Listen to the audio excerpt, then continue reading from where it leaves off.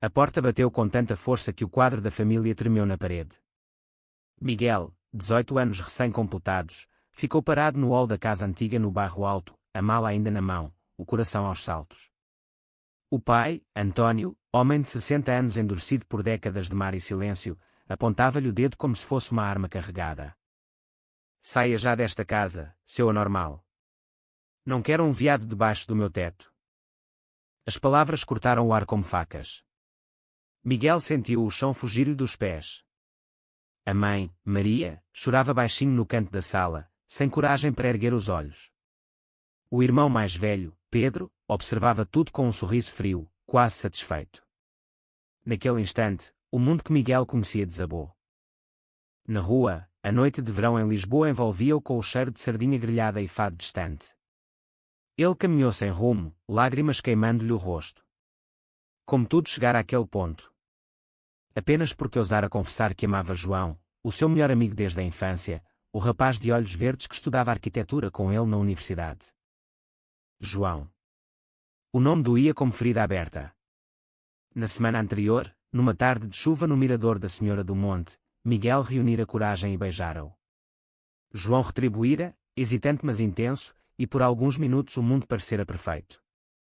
Mas depois João recuara, assustado. Não posso, Miguel. A minha família e a sociedade não estamos prontos. E agora isto? Alguém os vira. Alguém contara. E a família de Miguel explodira. Sentou-se num banco da Praça Luís de Camões, o coração em pedaços. O telemóvel vibrou. Mensagem de João. Onde estás? Ouvi rumores. Liga-me, por favor. Miguel desligou o aparelho. Não queria piedade. Queria justiça. Queria que todos sentissem a dor que ele sentia. Nos dias seguintes, dormiu em casa de uma prima distante que aceitara recebê-lo em segredo. Trabalhou turnos extras no café onde já servia mesas, poupando cada euro. Mas dentro dele crescia uma chama negra. Não era só tristeza. Era raiva. Raiva da hipocrisia do pai, pescador que falava de honra mas traíra a mãe anos antes. Raiva do irmão Pedro, que sempre o invejara em silêncio. Raiva de uma sociedade que aplaudia o amor enquanto o condenava quando era entre dois homens. Decidiu que não fugiria. Voltaria mais forte. Faria com que pagassem, não com violência, mas com verdade. Verdade que ninguém queria ver. Começou devagar. Criou um perfil anónimo numa rede social local. Começou a publicar histórias. Primeiro a sua própria, sem nomes. Um rapaz expulso de casa por amar outro rapaz. Lisboa, 2025. Ainda acontece. As partilhas multiplicaram-se. Depois vieram outras histórias que lhe chegavam por mensagem privada, um professor gay ameaçado de despedimento, uma rapariga trans agredida no metro, um casal lésbico separado à força pelas famílias. O perfil cresceu. Chamou-se Vozes Invisíveis. Miguel escrevia com paixão, com dor, com inteligência. As publicações eram textos longos, emocionais, impossíveis de ignorar. Fotos simbólicas, sombras de mãos entrelaçadas, bandeiras arco-íris ao vento no castelo de São Jorge, frases de poetas portugueses como Sofia ou Pessoa reinterpretadas. Uma noite, recebeu mensagem de alguém chamado Luz Oculta. Obrigado por dares voz ao que eu calo há anos. Sou médico, casado, 2 filhos. Amo um homem. A tua coragem salvou-me hoje. Miguel chorou sozinho no quarto pequeno. Percebeu que a vingança não era destruição. Era construção. Mas o destino reservava-lhe mais. Num evento de apoio à comunidade LGBT no Príncipe Real, Miguel viu João. Estava lá, sozinho, segurando um cartaz pequeno: Amor é amor. Os olhos encontraram-se através da multidão. O mundo parou. João aproximou-se devagar. Miguel, eu soube. Desculpa. Fui cobarde. Miguel sentiu a raiva subir, mas também algo mais profundo. Cobarde. Expulsaram-me de casa por tua causa também, João. Por nós. Eu sei. E todos os dias me arrependo. A voz de João tremia. Quero estar contigo. De verdade desta vez. Sem medo. Miguel virou-lhe as costas. Não era tão simples. Ainda não. Os meses seguintes foram um turbilhão. Miguel mudou-se para um apartamento partilhado no Intendente com outros jovens da comunidade. Continuava o perfil Vozes Invisíveis, agora com milhares de seguidores. Organizaram manifestações pacíficas, debates na universidade, até uma exposição de fotografia no Lisboa Factory chamada Rostos do Silêncio. João insistia. Mandava mensagens todos os dias, aparecia nos eventos, ajudava na organização. Nunca forçava contacto físico, respeitava o espaço de Miguel. Mas os olhos dele diziam tudo: sofrimento, arrependimento, amor. Uma tarde de outono, chovia forte sobre Lisboa. Miguel estava no café, limpando mesas, quando António entrou. O pai parecia mais velho, encurvado, o rosto marcado pela culpa. Sentou-se ao balcão. Queria falar contigo, filho. Miguel gelou. Aqui não é lugar para escândalos, pai. Não vim fazer escândalo. Vim pedir perdão. As palavras saíram roucas, difíceis. António contou que Pedro, o irmão, andara a espalhar rumores na vila de origem para o prejudicar, invejoso do carinho que a mãe sempre tivera por Miguel. Que Maria chorava todas as noites. Que ele próprio, António, crescera num tempo em que ser homem significava esconder sentimentos, e que o medo tornara cruel. Li tudo o que escreves. Anonimamente, claro. E percebi o monstro que fui. Miguel sentiu as lágrimas subirem, mas conteve-as. Perdão não apaga a dor, pai. Demora tempo. Eu sei. Só queria que soubesses que a porta de casa está aberta. Quando estiveres pronto. António saiu sem esperar resposta. Miguel ficou ali, tremendo, até o gerente lhe dar o resto do dia livre. Nessa noite, encontrou-se com João no Jardim da Estrela. A chuva parara, o ar estava limpo. Hoje o meu pai pediu-me perdão, disse Miguel, voz baixa. João segurou-lhe a mão pela primeira vez em meses. E tu? Não sei ainda. Mas percebi que guardar ódio só me envenena a mim. João aproximou-se. Posso fazer parte da tua cura, Miguel? Deixa-me provar que mudei. O beijo veio natural, sob as árvores centenárias. Doce, hesitante, cheio de promessas. Mas Miguel ainda sentia uma sombra. Algo não estava resolvido. Dias depois, uma publicação viral abalou tudo. Alguém descobrira a identidade por trás de Vozes Invisíveis. Fotos antigas de Miguel circulavam. A família foi assediada por jornalistas. Pedro, furioso por ver o irmão no centro das atenções, deu uma entrevista anónima a um jornal sensacionalista. O meu irmão inventa histórias para chamar atenção. É tudo mentira. A mentira espalhou-se. Miguel recebeu ameaças online. O perfil foi reportado em massa. Perdeu o emprego no café, o dono temia polêmicas. João esteve sempre ao lado, ajudando a responder, a desmentir. Mas Miguel sentia-se novamente só contra o mundo. Numa madrugada de insônia, decidiu o próximo passo. Iria revelar tudo publicamente, com nome e rosto. Uma live no Instagram, contando a sua história completa. Convidou amigos, ativistas, até a mãe, que aceitou em segredo. A live teve milhares de espectadores. Miguel falou com voz firme, olhos marejados. Contou a expulsão, o amor por João, a dor, a cura. Mostrou mensagens de apoio recebidas. No final, João apareceu ao lado dele na câmara. Eu amo este homem. E não vou esconder mais. O vídeo explodiu. Jornais sérios repercutiram. A onda de ódio virou onda de solidariedade. Até figuras públicas comentaram a favor.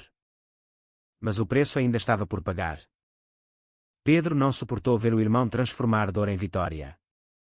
Movido por ciúme antigo, Miguel sempre fora o mais inteligente, o preferido da mãe, decidiu o golpe final. Contactou um antigo namorado de Miguel, um rapaz instável chamado Rui, que terminara mal anos antes.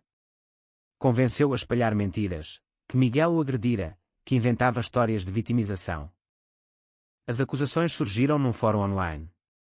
Capturas de tela falsas, mensagens manipuladas. A comunidade dividiu-se. Alguns duvidaram de Miguel. O perfil Vozes Invisíveis perdeu seguidores. A mãe, Maria, sofreu um colapso nervoso e foi internada. Miguel sentiu o chão abrir-se novamente. Por que é que ele me odeia tanto? Perguntou a João, abraçados no pequeno apartamento. Porque tem medo de ser como tu. Corajoso, respondeu João. Investigaram. Descobriram o IP das publicações falsas, ligadas à casa da família. Confrontaram Pedro por telefone. Ele negou tudo, mas a voz tremia. Miguel decidiu não denunciá-lo à polícia. Preferiu outra abordagem. Gravou uma segunda live, mais calma. Contou sobre o ciúme fraterno, sem acusar diretamente.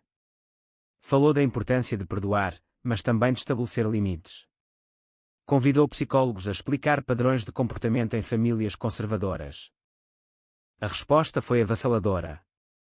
Mães e pais de jovens LGBT escreveram-lhe, agradecendo por mostrar que o problema muitas vezes está nos preconceitos internos da família, não na orientação sexual.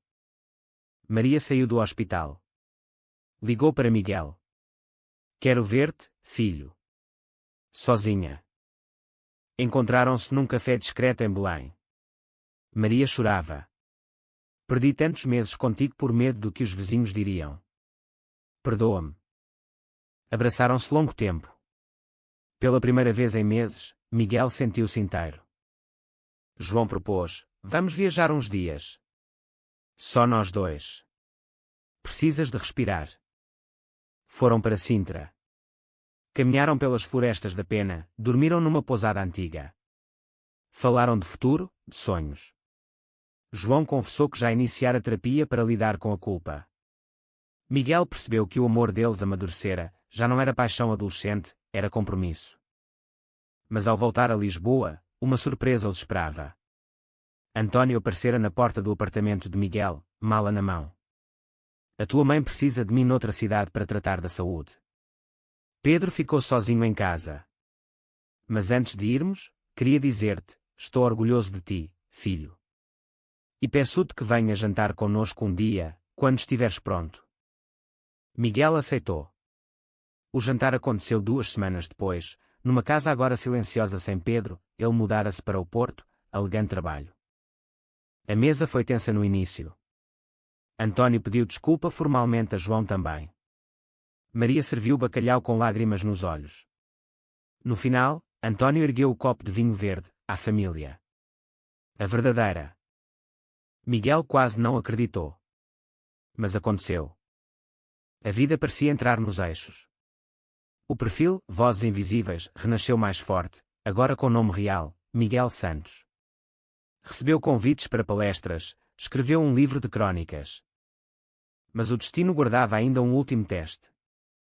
Rui, o ex-namorado manipulador, não desistira. Sentindo-se ignorado após as mentiras não colarem, decidiu algo mais perigoso. Numa noite de inverno, seguiu Miguel desde um evento no Teatro Thalia até casa. Quando Miguel entrou no prédio, Rui empurrou-o contra a parede da escada. Tu destruíste a minha vida ao espalhares aquelas mentiras sobre mim anos atrás. Agora vou destruir a tua. Miguel debateu-se. Eu nunca menti, Rui. Foste tu que me traíste. O confronto foi breve mas violento, empurrões, gritos. Vizinhos chamaram a polícia. Rui foi detido. No depoimento, confessou tudo, a manipulação de Pedro, o ciúme doentio. A notícia saiu nos jornais. Desta vez, a opinião pública virou-se completamente contra os agressores. Pedro, já no Porto, perdeu o emprego após a empresa descobrir o envolvimento. Miguel sofreu uma crise de ansiedade. Pela primeira vez, duvidou de tudo. Valeu a pena expor-me tanto? Perguntou a João numa noite de choro. João abraçou-o forte. Valeu, sim. Mudaste vidas. Inclusive a nossa. A comunidade organizou uma vigília de apoio em frente ao prédio de Miguel. Centenas de pessoas com velas e bandeiras arco-íris. Cantaram o Grândola, Vila Morena, adaptado com letras de liberdade. Miguel saiu à varanda, emocionado, e agradeceu. Na primavera seguinte, Miguel e João decidiram oficializar a relação. Não casamento, ainda não era o momento, mas uma cerimónia simbólica no Mirador de Santa Catarina, com amigos e família. Maria e António estavam presentes. António até levou uma pequena bandeira arco-íris no bolso do casaco. Pedro não veio, mas enviou uma mensagem curta: desejo-vos felicidade. Era pouco, mas era um início. A cerimónia foi simples. Trocaram anéis de prata com gravação interna: coragem. Leram votos escritos à mão. Miguel prometeu nunca mais esconder quem era. João prometeu nunca mais fugir. Choveu de repente, mas ninguém se mexeu. O arco-íris apareceu sobre o Tejo, perfeito, duplo. Todos aplaudiram. Meses depois, o livro de Miguel foi publicado. Chamava-se Negada em Casa. Tornou-se best-seller. Recebeu prémios de direitos humanos. Viajou pelo país dando palestras em escolas, empresas, igrejas progressistas. João concluiu a faculdade com distinção. Abriram juntos um pequeno estúdio de arquitetura focado em espaços inclusivos, cafés care-friendly, centros comunitários. A vida parecia finalmente em paz. Mas o passado tem formas de regressar. 2 anos depois, uma carta chegou pelo correio.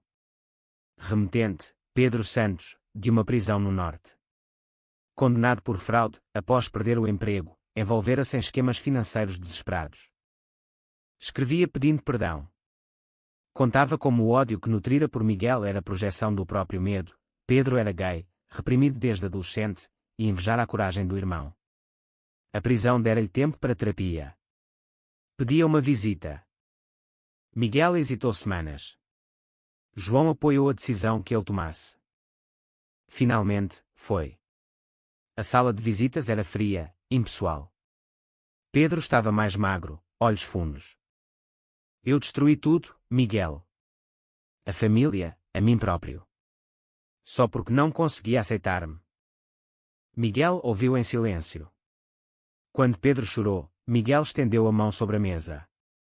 Não te perdoo ainda. Mas vou tentar compreender. E quando saíres, se quiseres ajuda para recomeçar, estarei aqui. Pedro assentiu, agradecido. Ao sair da prisão, Miguel sentiu um peso sair-lhe dos ombros. A vingança que imaginara no início transformara-se em redenção coletiva. A mãe, Maria, já recuperada, organizava grupos de apoio para pais de jovens LGBT na paróquia local, coisa impensável anos antes. António aposentara-se e passava tardes a ler os livros do filho, orgulhoso em silêncio. Miguel e João compraram um pequeno apartamento em Alfama, com vista para o rio. Adotaram um cão, um vira-lata chamado Liberdade. O perfil, Vozes Invisíveis, tornou-se fundação. Recebia financiamento europeu, ajudava jovens desalojados, oferecia bolsas de estudo. Numa noite de verão, no terraço, João pediu Miguel em casamento. De joelhos, anel na mão, Tejo iluminado ao fundo. Queres casar comigo, Miguel Santos? Para sempre, sem medos. Miguel chorou de alegria. Sim. 1000 vezes sim. O casamento foi em setembro, na Quinta da Regaleira em Sintra. Cerimónia civil, seguida de festa com fado e morna. Familiares, amigos, ativistas. Maria chorou o tempo todo. António dançou com João, atrapalhado mas sincero. Pedro, já em liberdade condicional, veio. Abraçou Miguel pela primeira vez em anos. Obrigado por não desistires de mim. A noite terminou com fogo de artifício sobre o palácio. Miguel e João dançaram descalços na relva, sob as estrelas. 5 anos depois, Lisboa mudara. Leis mais protetoras, escolas com educação afetivo-sexual, orgulho anual com centenas de milhares nas ruas. Muito disso graças a vozes como a de Miguel. Ele e João tinham agora 2 filhos adotivos, gêmeos de 4 anos, salvos de um orfanato no interior conservador. Chamavam-se Luz e Esperança. A família reunia-se aos domingos. António contava histórias do mar às crianças. Maria cozinhava para todos. Pedro, reconstruído, era padrinho de esperança e trabalhava como conselheiro em centros de reabilitação. Miguel publicara mais 2 livros. Viajava pela Europa falando sobre resiliência e amor. Numa tarde de dezembro, no mesmo mirador da Senhora do Monte onde tudo começara, Miguel e João sentaram-se com os filhos. Papai, por que é que há um arco-íris na bandeira? Perguntou Luz. Miguel sorriu, segurando a mão de João. Porque o amor tem todas as cores, filha. E nenhuma tempestade dura para sempre. João beijou-o suavemente. As crianças riram e correram. Lisboa brilhava abaixo deles, eterna, acolhedora. A dor que outrora ameaçara destruí-lo tornara-se a força que salvara muitos. A vingança imaginada transformara-se na mais bela das vitórias, amor que cura, que expande, que vence o medo. E assim, sob o céu de Portugal, Miguel compreendeu finalmente, não fizera ninguém pagar um preço cruel. Fizera todos pagarem o preço da verdade, e, ao fazê-lo, libertara-os a todos. Inclusive a si mesmo.